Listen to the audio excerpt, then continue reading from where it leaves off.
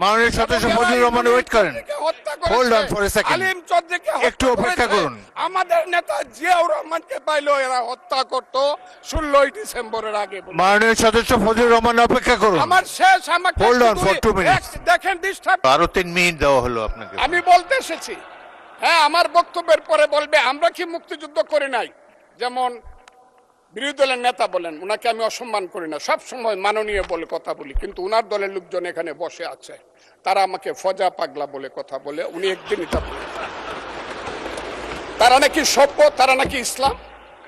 এবং উনি যে বলতেছে, ওই দিন বললো যে আমার দাড়ি পাকা, আমার চোখের সমস্ত পাকা, উনি আমার চেয়ে 10 বছরের ছোট। আমার বয়স 78 বছর, আমি 48 সনে জন্মগ্রহণ করেছি, উনি 58 সনে জন্মগ্রহণ করেছে। কথাটা সত্য না মিথ্যা? মাননীয় সদস্য, আমি ওনাকে আপনাকে কেউ এই ধরনের উক্তি করেছে আপনার সম্বন্ধে? এরকম তো সংসদে কেউ বলে নাই তো এরকম। না বলছি, করেছে। আপনি কেন করেছে। নিজের টেনে করেছে বলেন please। আছে এখানে, এখানে উপস্থিত। আমি আজকে আপনাকে বলতে চাই, বলতে থাকেন, আপনি বলতে থাকেন। আচ্ছা আমি যে কথাটা বলতে চেয়েছিলাম, বিরোধী দলের নেতা বলেছেন উনি মুক্তিযোদ্ধা পরিবারের লোক এবং উনি শহীদ পরিবারের লোক এবং উনি জামাত ইসলাম করেন। এটা ডাবল অপরাধ। মুক্তিযোদ্ধা পরিবারের লোক কেউ জামাত করতে পারে না। আর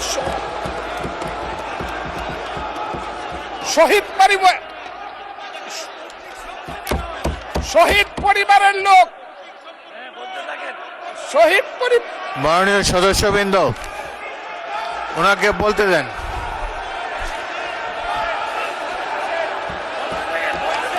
শহীদ মাননীয় সদস্যবৃন্দ, অর্ডার অর্ডার।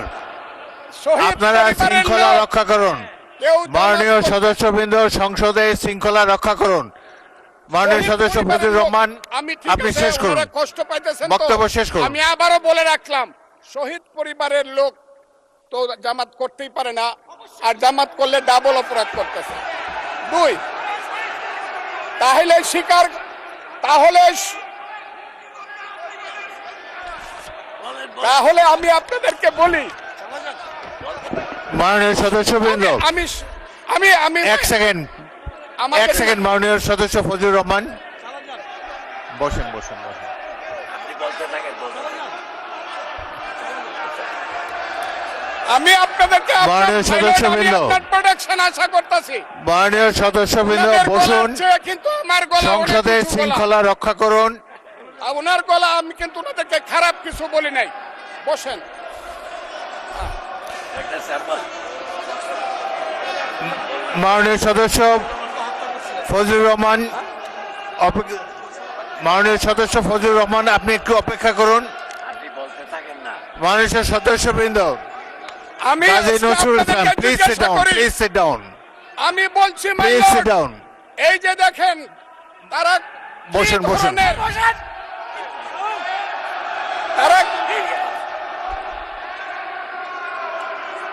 তারা কি ধরনের আচরণ করছে। আচ্ছা আজকে তাদেরকে জিজ্ঞাসা মাননীয় করি, সদস্যবৃন্দ, তাদেরকে আমি মাননীয় তাদের কাছে সদস্যবৃন্দ, জানতে চাই, একটু মনোযোগ তাদের দিয়ে আমার পূর্বপুরুষ- কথাটি শোনার চেষ্টা করুন।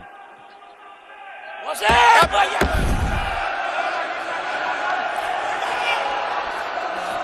মাননীয় সদস্যবৃন্দ, কাজী নজরুল ইসলাম, বসুন আমি আজকে এই বসুন বসুন। এই কথাটা স্পিকারের বলতে কথা বাধ্য শোনার হচ্ছি। চেষ্টা করুন।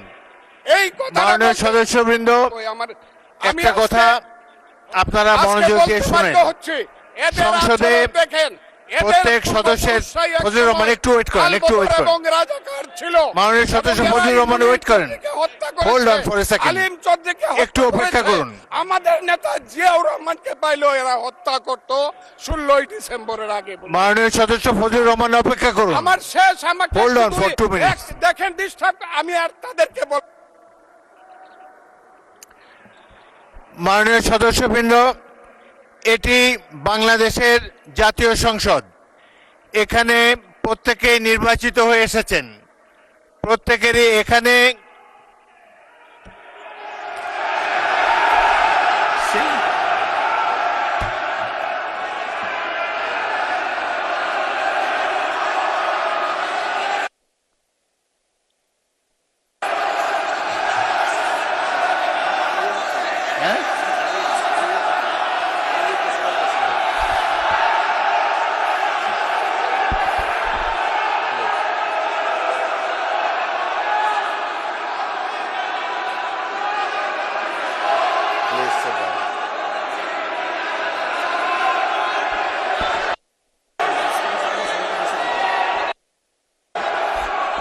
মাননীয় সদস্যবৃন্দ,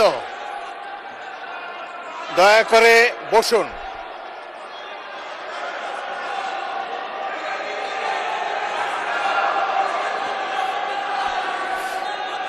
মাননীয় সদস্যবৃন্দ বসুন, বসুন বসুন প্লিজ।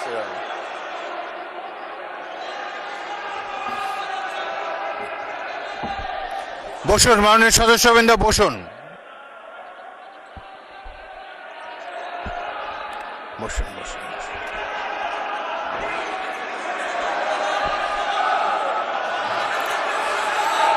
মাননীয় সদস্যবৃন্দ,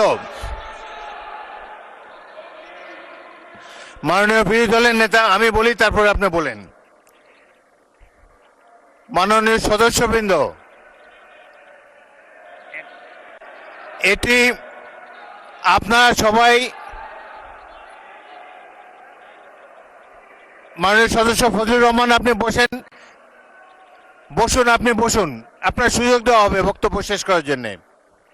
মাননীয় সংসদ সদস্যবৃন্দ, সারা জাতি দেখছে, লাইভ টেলিকাস্ট হচ্ছে, সবাই আপনারা নির্বাচিত সদস্য, এখানে সবাই জনগণের ভোটে নির্বাচিত সদস্য। আমি প্রতিদিনই বলি যে রুলস অফ প্রসিডিওর বইটা একটু পড়েন। যদি এই সংসদ যদি বিধি মোতাবেক পরিচালিত না হয়, এটি আর জাতীয় সংসদ থাকবে না। অতীতে জাতীয় সংসদ সম্পর্কে অনেক তিক্ত অভিজ্ঞতা আছে।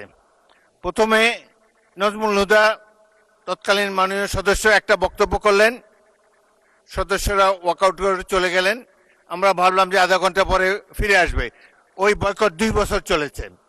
সুতরাং সামান্য কারণে উত্তেজনা সৃষ্টি করা ঠিক নয়। প্রত্যেকেরই বাক স্বাধীনতা আছে। প্রত্যেক সদস্য এখন ইভেন 370 বিধিতে দলীয় হুইপ নেগলেক্ট করে, উপেক্ষা করেও ব্যক্তিগত মতামত এখন সবাই দিতে পারেন। এখানে প্রত্যেকেরই বাক স্বাধীনতা আছে। যদি কোনো সদস্য, সরকার দলের সদস্য আর বিরোধী দলের সদস্যের মত এক হবে, এমন তো হতে পারে না। এই জন্যই একটি সরকারি দল, একটি বিরোধী দল এখানে আছে, জনগণই এভাবে নির্ধারিত করে দিয়েছে। যদি সরকারি দলের কোনো সদস্য তার বক্তব্যে আপনাদের আপত্তি থাকে, আপনারা এরপরে তো plenty of time is there, আপনারা তার। অগ্রযাত্রা প্রতিদিন,